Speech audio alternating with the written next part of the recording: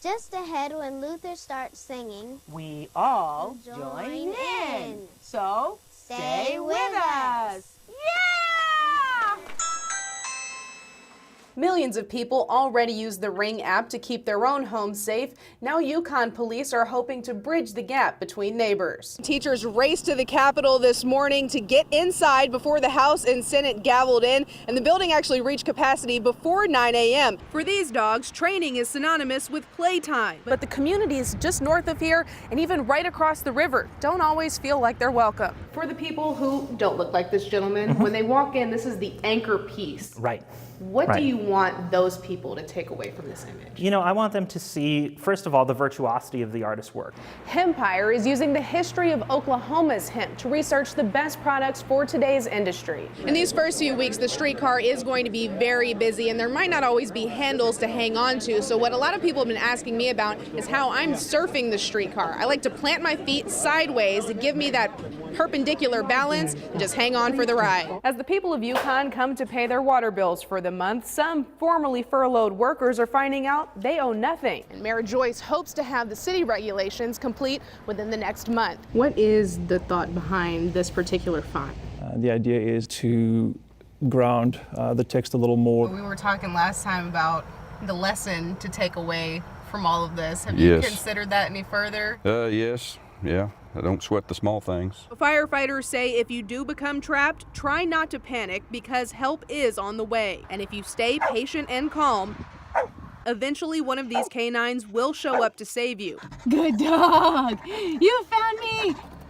On November 23rd, 1932, members of Pretty Boy Floyd's gang walked into the Farmers and Merchants Bank looking to stick up the joint. Little did they know how bold Boley was. Well, Pretty Boy Floyd told them, do not rob that bank. After raiding banks across the state, the gang was on the run and feeling unstoppable. Their boss had warned them, though, that the all-black Boley was a different kind of town. And in the vault was a shotgun and a rifle. As the nation's first black-owned bank, locals say the employees practiced for every scenario. So when cashier H.C. McCormick saw the out-of-towners approaching, he hid in the safe.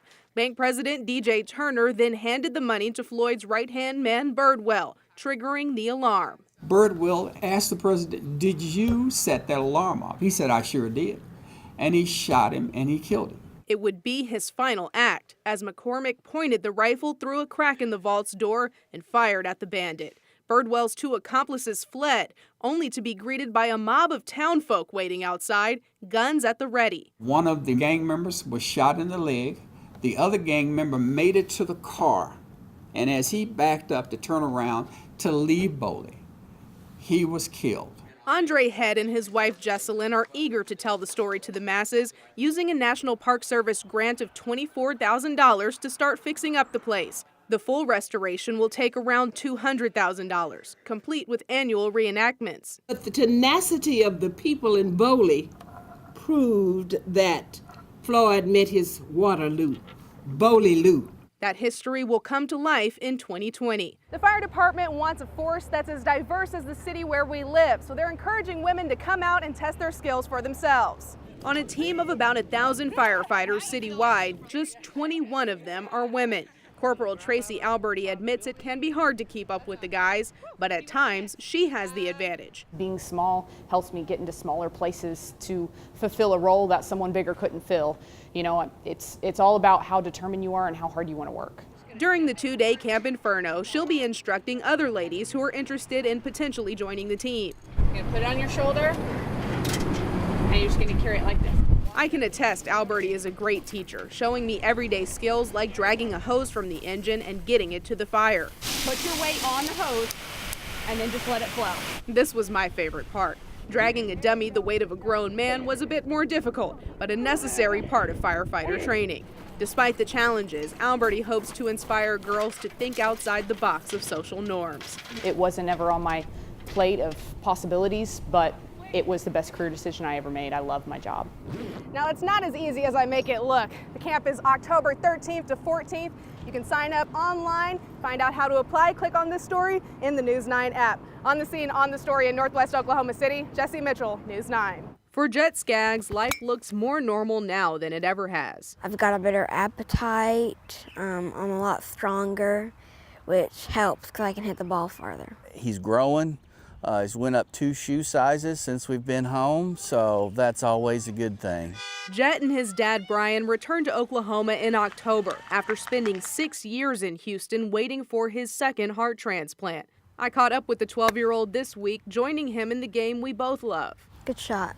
Golf has been his biggest outlet, spending most of his time playing with the PGA Junior League. His story gained the attention of not only the national organization, but also his hero, Ricky Fowler. We're just kind of on cruise control for a while and just kind of enjoy the days of him feeling really good. You can see Jet's story right here on CBS this Saturday at 1 p.m. Central. As artists prepare their masterpieces for Friday's showcase at the Homeless Alliance, Quincy is hard at work designing a new supersuit. I was thinking, well, what if you had armor that was like clothing that functions as armor, but it's not as heavy?